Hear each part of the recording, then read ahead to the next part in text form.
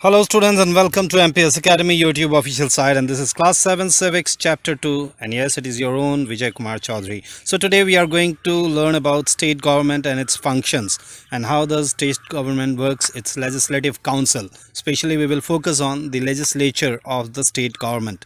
Well, so let's start. So our question is, how does a state government works?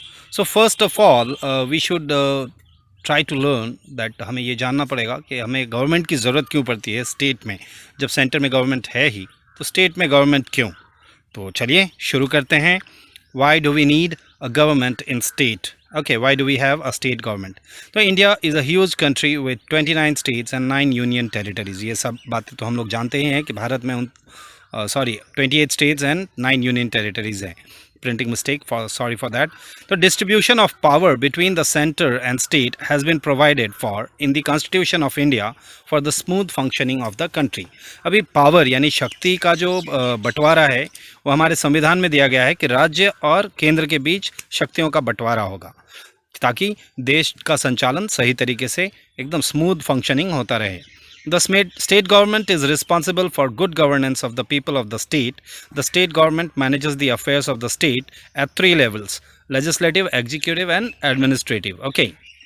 तो state government जो है वो 3 level पे काम करती है और स्टेट के लोगों के अफेयर्स यानी स्टेट में जो मामले हैं उसी को देखती है। स्टेट से संबंधित बातों को 3 लेवल पे देखती है, लेजिस्लेटिव, एग्जीक्यूटिव और एडमिनिस्ट्रेटिव लेवल पे। तो ताकि स्टेट में जो भी लोग रह रहे हैं उनकी समस्याओं का निपटारा स्टेट गवर्नमेंट ही करती है, ठीक है। इसीलिए हमें स्टेट में गवर्नमेंट की ज़रूरत पड़ती है। तो the state legislature consist of governor and 1 or 2 houses. In states where there are 2 houses there is a legislative council and a legislative assembly. तो अभी बात करते हैं स्टेट लेजिस्लेचर की, यानी राज्य में जो विधानसभा होती है उसकी बात करते हैं। तो विधानसभा में गवर्नर होता है और 1 या 2 हाउसेज होते हैं। तो जहाँ पर 2 हाउसेज होते हैं तो उसमें एक लेजिस्लेटिव काउंसिल यानी विधान परिषद और एक होता है लेजिस्लेटिव असेंबली यानी विधान सभा। तो अब ऐसे स्टेट्स जहाँ पर एक ही हाउस होता है यानी सिर्फ विधानसभा होता है तो उस तरह के स्टेट्स को हम यूनिकैमरल कहते हैं। और ऐसे स्टेट्स जहाँ पर 2 होते हैं यानी विधान परिषद और विधानसभा दोनों होते हैं तो उस जगह को हम बायकैमरल कहते हैं, ठीक है। लेजिस्लेटिव काउंसिल को विधान परिषद और ये राज्य का अपर हाउस कहलाता है, और लेजिस्लेटिव असेंबली को विधानसभा कहते हैं और ये राज्य का लोअर हाउस कहलाता है, ठीक है। आशा है आप समझ रहे होंगे और अच्छे तरह से इन सब को नोट्स तैयार करेंगे और अपने बुक को भी पढ़ते रहेंगे साथ साथ, वीडियोस के साथ साथ। और आगे हम देखते हैं क्या है कि ये जो हमारा स्टेट गवर्नमेंट है उसकी फंक्शनिंग कैसे होती है, पावर्स और फंक्शन। लेजिस्लेटिव असेंबली यानी जो विधानसभा है उसका पावर क्या है, वो कैसे फंक्शन करता है। तो it act as the highest law making organ of the state, यानी राज्य में कानून बनाने की सर्वोच्च संस्था जो है वो हमारा लेजिस्लेटिव असेंबली है यानी विधानसभा है। तो अभी कानून कैसे बनेगा भाई? A proposal to pass a law और to amend an existing one is called a bill and bill is introduced in legislative assembly. तो कोई भी कानून है उसको कानून को पारित करना है या किसी भी वर्तमान कानून में सुधार करना है तो उसको बिल कहा जाता है, और ये बिल विधानसभा में प्रस्तुत किया जाता है। These proposals are debated or discussed among the members of the assembly before voting. अब ये जो बिल होता है इसकी डिस्कशन होती है, इसके ऊपर डिबेट चलता है, असेंबली के जो मेंबर्स हैं उनके बीच ये सब डिस्कशन होती है और एक बार जब फिर वोटिंग होती है, ठीक है। And once the bill is approved with majority vote, it is sent to the other house where it goes through same procedure. अब जहाँ पर बायकैमरल है, दो सदन है यानी विधान परिषद और विधानसभा है, तो अगर एक हाउस में अप्रूव हो गया मेजोरिटी वोट से, मेजोरिटी यानी ज़्यादा वोट से, तो वो दूसरे हाउस में भेजा जाता है। दूसरे हाउस में भी फिर वही प्रोसीड्योर होता है, पहले डिबेट होता है, डिस्कशन होता है, फिर वोटिंग होती है। अब जब दोनों हाउस से कोई भी बिल पास हो जाता है तो thereafter the bill goes to the governor for his approval. तब गवर्नर के पास जाता है और जब गवर्नर उस बिल को अप्रूव कर देता है यानी मान्यता दे देता है तो वो कानून बन जाता है, ठीक। The budget and all money bills can only be introduced in the legislative assembly. वैसे तो किसी भी हाउस में बिल इंट्रोड्यूस्ड हो सकते हैं, लेकिन बजट और ये सब के मामले जो है वो सिर्फ लेजिस्लेटिव असेंबली में। अब बजट क्या है भाई? What is a budget? तो budget is like a future account of the government and it gives the proposal of income and expenditure of the government. The budget is presented by the finance minister. तो budget क्या है? सरकार का एक future account है जिसमें income कितना होगा और खर्चा कितना होगा वो दिखाया जाता है, और राज्य के जो वित्त मंत्री होते हैं वो इसे प्रस्तुत करते हैं। तो एग्जीक्यूटिव कौन होते हैं? The executive comprises of councils of minister and chief minister, यानी जितने भी अभी सदस्य तो बहुत सारे हैं, लेकिन जो चीफ मिनिस्टर हैं और बाकी के जो कैबिनेट मंत्री हैं, तो वो सभी मिलाकर एग्जीक्यूटिव कहलाते हैं। The members of the assembly control the executive, और एग्जीक्यूटिव को कंट्रोल कौन करता है? तो बाकी के जो मेंबर्स हैं वो कंट्रोल करते हैं एग्जीक्यूटिव को। अभी हमारा जो लेजिस्लेटिव काउंसिल है, यानी जो कैबिनेट मंत्री है ठीक है, लेजिस्लेटिव ये जो विधान परिषद है उसका क्या पावर है और उसका क्या फंक्शन है? तो legislative council is mainly an advisory body, ये मुख्य रूप से एक एडवाइजरी बॉडी है, सलाह देती है। The members of the Legislative Council are not directly elected by the people of the state, but by different bodies of the state. तो अभी जैसे विधानसभा में हम डायरेक्ट इलेक्शन करते हैं चीफ मिनिस्टर्स के लिए, अपना विधान पर एमएलएज के लिए हम डायरेक्ट इलेक्शन करते हैं, लेकिन एमएलसी यानी लेजिस्लेटिव काउंसिल के मेंबर के लिए डायरेक्ट इलेक्शन नहीं होता है। अलग अलग बॉडीज़, टीचर्स, ग्रेजुएट्स, है ना, ये लोग जो है वोट करते हैं। तो this is a permanent body. अभी विधानसभा भंग हो सकती है, लेकिन विधान परिषद भंग नहीं होती। The members are elected for a term of 6 years, और इसके जो मेंबर्स हैं वो 6 साल के लिए चुने जाते हैं। The states having 2 houses are called bicameral, और ऐसे स्टेट जहाँ पर 2 houses हैं वहाँ पर बायकैमरल स्टेट्स कहलाता है। अभी बायकैमरल स्टेट्स में कौन कौन से हैं? बिहार, कर्नाटका, ओके, इत्यादि आपने पढ़ा होगा उसमें। अभी गवर्नर, हमने कहा था कि भाई गवर्नर जो है वो कौन होते हैं? Governor is the constitutional head of the state. जैसे सेंटर में प्रेसिडेंट होता है, वैसे स्टेट में गवर्नर होता है। But governor is appointed by the president of the country, यानी देश की जो राष्ट्रपति हैं वो गवर्नर को अपॉइंट करते हैं। और गवर्नर जब अपॉइंट हो जाता है तो गवर्नर चीफ मिनिस्टर को अपॉइंट करता है और काउंसिल ऑफ मिनिस्टर्स को भी अपॉइंट करता है। He appoints the chief minister and other members of the councils of minister. He appoints the advocate general and other officers, और जो जजेस होते हैं हाई कोर्ट के, उसको तो राष्ट्रपति करते हैं, और एडवोकेट जनरल को वो अपॉइंट करते हैं। जितने भी बिल होते हैं वो गवर्नर के द्वारा अप्रूव होते हैं, और लेजिस्लेचर यानी विधानसभा को भंग करने की शक्ति भी जो है वो गवर्नर के पास होती है। तो गवर्नर बनने के लिए किसी व्यक्ति की योग्यता क्या होनी चाहिए? तो कोई भी व्यक्ति गवर्नर बनना चाहता है तो सबसे पहले तो उसे भारत का नागरिक होना चाहिए। He must be the citizen of India. दूसरी बात, ही शुड और she should not be a member of either houses of the parliament और स्टेट लेजिस्लेचर। वो किसी भी विधानसभा या विधान परिषद का सदस्य नहीं होना चाहिए, और he she cannot hold any office of profit. और दूसरी बात यह है, तीसरी बात, कि कहीं किसी सरकारी नौकरी में ना हो, कोई दूसरा लाभ के पद पर वो ना रहे। तो ऐसे व्यक्ति जो हैं जो गवर्नर बनने की योग्यता रखते हैं। कौन कौन सी बातें हैं? कि पहले तो भारत का नागरिक होना चाहिए, उसके बाद ना ही किसी विधान परिषद या विधानसभा कहीं पे भी का मेंबर नहीं होना चाहिए, और किसी भी लाभ के पद पे नहीं होना चाहिए। तो ये ऐसी एलिजिबिलिटी है गवर्नर बनने के लिए। अगर ये सब है तो वो गवर्नर बन सकता है। और गवर्नर के पावर्स क्या क्या हैं वो आप स्लाइड्स में देख ही रहे हैं, ठीक है।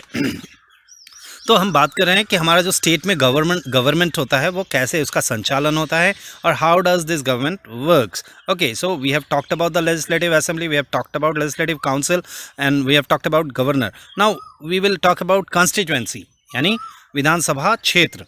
तो every state is divided into small areas called constituencies. सभी क्षेत्र छोटे छोटे भागों में पूरे राज्य को बांट दिया जाता है, जिसे हम विधानसभा क्षेत्र कहते हैं। जैसे आप लोग जहाँ पढ़ते हैं वो लालगंज विधानसभा, वैशाली विधानसभा क्षेत्र हो गया, लालगंज विधानसभा क्षेत्र हो गया, या फिर हम लोग जहाँ रहते हैं मुजफ्फरपुर औराई विधानसभा क्षेत्र, अलग अलग छोटे छोटे क्षेत्र हो गए। तो which is specified area covering 1 or more districts. Each such constituencies has an elected representative who is a member of the legislative assembly. और इन सभी क्षेत्रों से एक चुने हुए प्रतिनिधि होते हैं जो लेजिस्लेटिव असेंबली के मेंबर होते हैं, ठीक।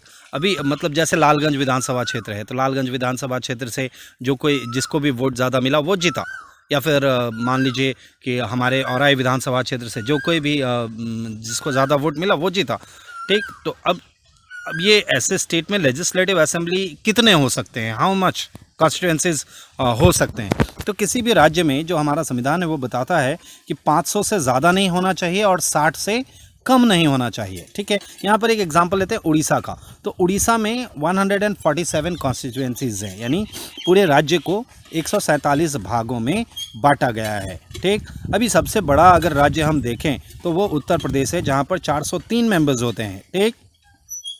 और ऐसे स्टेट्स जहाँ पर बहुत कम जनसंख्या है, छोटे साइज़ के हैं, तो वहाँ पर प्रावधान है 60 से कम मेंबर्स के भी। फॉर एग्जांपल हम देखते हैं लेजिस्लेटिव असेंबली पुडुचेरी में सिर्फ 30 मेंबर होते हैं, मिज़ोरम और गोवा में 40-40 मेंबर हैं, सिक्किम में सिर्फ 32 हैं। तो ये सिर्फ विशेष ऐसे राज्य हैं जिसकी संख्या कम है, जनसंख्या कम है, क्षेत्र कम है, तो वैसे राज्यों के लिए है। लेकिन नॉर्मली 60 से कम नहीं होता और 500 से अधिक नहीं होता। ठीक, हमारे बिहार में 243 टोटल कॉन्स्टिट्यूंसीज़ हैं बिहार में। सभी कॉन्स्टिट्यूंसीज से मिलकर अभी अब जीतता कौन है भाई, सरकार कौन बनाएगी?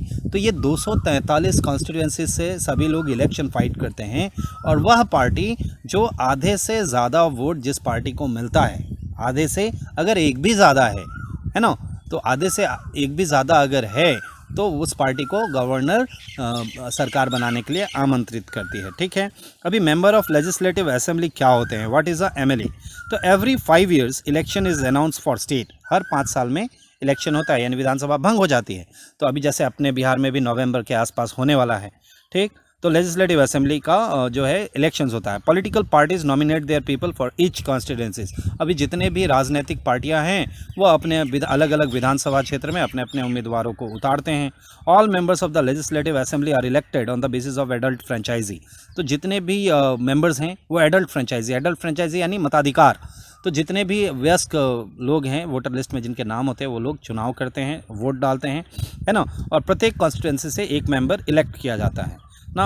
अभी डिफिनीशन अगर देखें, what is an MLA? A member of legislative assembly is a representative elected by the voters of an electoral district, that is constituency, to the legislature of a state in the Indian system of government. अभी member बनने के लिए क्या क्या होना चाहिए भाई?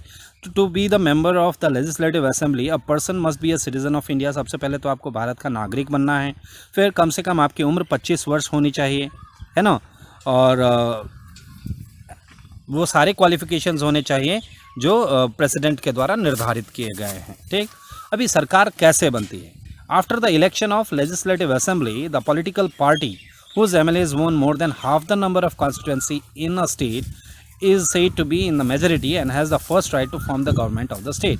तो जब इलेक्शंस ख़त्म होते हैं तो वह पॉलिटिकल पार्टी जिसके MLAs की संख्या आधे से ज़्यादा है तो उसको ये अधिकार होता है कि वो राज्य में सरकार का गठन कर सके। कभी कभी कोalition गवर्नमेंट होता है, यानी गठबंधन की सरकार। तो जब किसी एक पार्टी को क्लियर मेजॉरिटी नहीं मिलती है तो एक से अधिक पार्टी आपस में जो है सलाह करके जुड़ के संख्या बढ़ा के सरकार बनाने का कार्यक्रम करती है। The leader of the majority party is appointed as the chief minister by the governor. अभी जो भी पार्टी मेजॉरिटी में है, जिसको ज़्यादा संख्या में वोट मिला है, उसका जो लीडर होता है उसे मुख्यमंत्री बनाया जाता है। अभी मुख्यमंत्री बनने की जो एलिजिबिलिटी है, what is the eligibility of a chief minister? तो सबसे पहले हमेशा की तरह he should be the citizen of India. Age कम से कम 25 वर्ष होना चाहिए, है ना, और इसमें क्या है कि वो स्टेट लेजिस्लेचर का मेंबर होना चाहिए, यानी विधानसभा का मेंबर होना चाहिए। कोई भी ऐसा व्यक्ति जो इस विधानसभा का मेंबर नहीं है वो किसी भी भारतीय राज्य का मुख्यमंत्री नहीं बन सकता।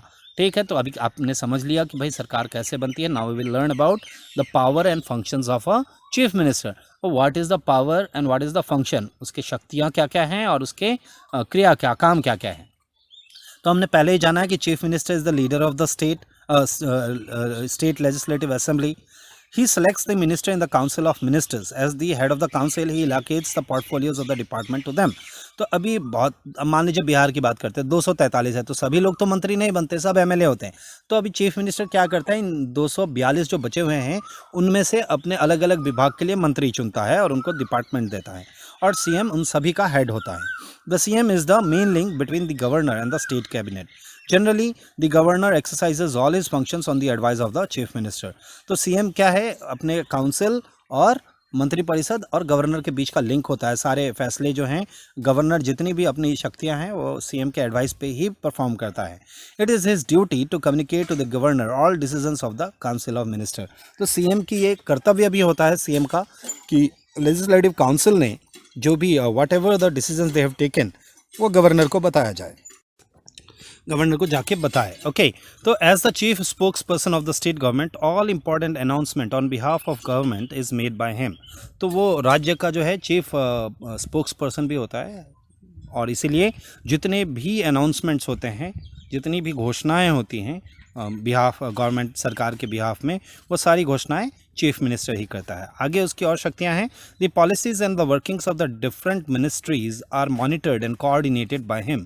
ही summons and presides over the meetings of the councils of minister. तो जितनी भी नीतियां हैं, जितना भी अलग अलग जो मंत्रालय है, उन सभी को कोऑर्डिनेट करना और उन सभी का देखरेख करना भी काम मिनिस्टर का होता है। और वो मिनिस्टर जो है, चीफ मिनिस्टर, मीटिंग भी बुलाता है सबका, और सभी काउंसिल्स ऑफ मिनिस्टर का मीटिंग भी बुलाता है।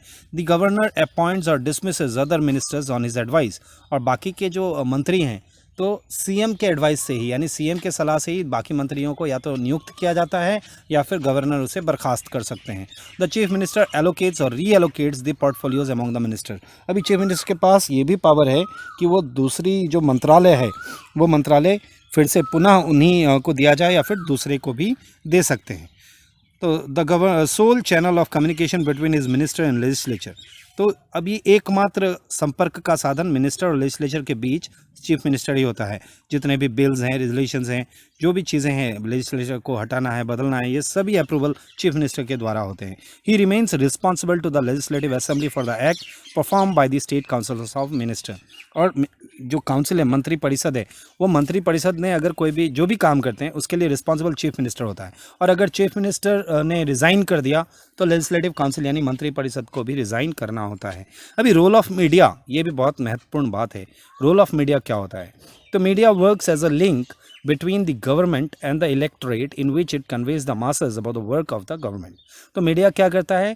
गवर्नमेंट और कॉन्स्टिट्यूंसी यानी जो जनता है उनके बीच का एक लिंक है।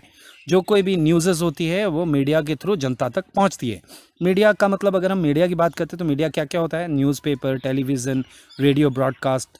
Since media has a far and wide reach, it acts as a medium to portray the various policies and performance of the government to the people। तो मीडिया का आजकल तो सोशल मीडिया भी है, ट्विटर वगैरह, इसके मार्फत भी, इसके माध्यम से भी लोगों तक जो है पहुंचाई जाती है न्यूज़। अब मीडिया का जो है फार रिच, मतलब बहुत दूर दूर तक मीडिया फैली हुई है, इसीलिए सरकार की जो भी नीतियां हैं, परफॉर्मेंस है गवर्नमेंट की, वो जनता तक मीडिया के माध्यम से पहुंचाया जाता है। Ministers and representatives hold press conferences और make press release to connect with the people they represent. अभी जो भी मंत्री हैं या जो भी प्रतिनिधि हैं, वो प्रेस कॉन्फ्रेंस बुलाते हैं या प्रेस रिलीज़ करते हैं, यानी प्रेस में कोई सूचना पहुंचाते हैं, ताकि वो जिस क्षेत्र का प्रतिनिधित्व करते हैं उस क्षेत्र की जनता तक अपनी बात पहुंचा सके मीडिया के माध्यम से। Information of new policies made by the government are circulated through various media channels to reach people wide and far। अभी जो भी नई नई पॉलिसी सरकार के द्वारा बनाई जाती है तो वो जनता तक मीडिया चैनल्स के माध्यम से ही पहुंचाए जाते हैं। Similarly, opposition parties reach out to the people in different forms to convey their views on policies and performance on the ruling party। और इसी तरह अलग अलग जो पार्टियां हैं, विरोधी पक्ष जो है, वो भी मीडिया का प्रयोग करते हैं। सरकार की नीतियों में अगर कुछ गलत बात होती है तो उसको उजागर करते हैं। They do this through press conference, media debates and other forms of oppositions are public rallies, public debates, protest marches, etc। ठीक है, तो इन सब तरीक़ों से सरकार जो है अपनी नीतियाँ वहाँ तक पहुँचाती है। और अगर आपको कोई सवाल है तो दिए गए नंबर पे आप ज़रूर वीडियो बनाकर पोस्ट करेंगे। आशा है आपको समझ में आई होगी। You may have understood the chapter. Thank you for watching and stay tuned for more videos and keep watching the videos and keep learning. Till then, be safe, good bye.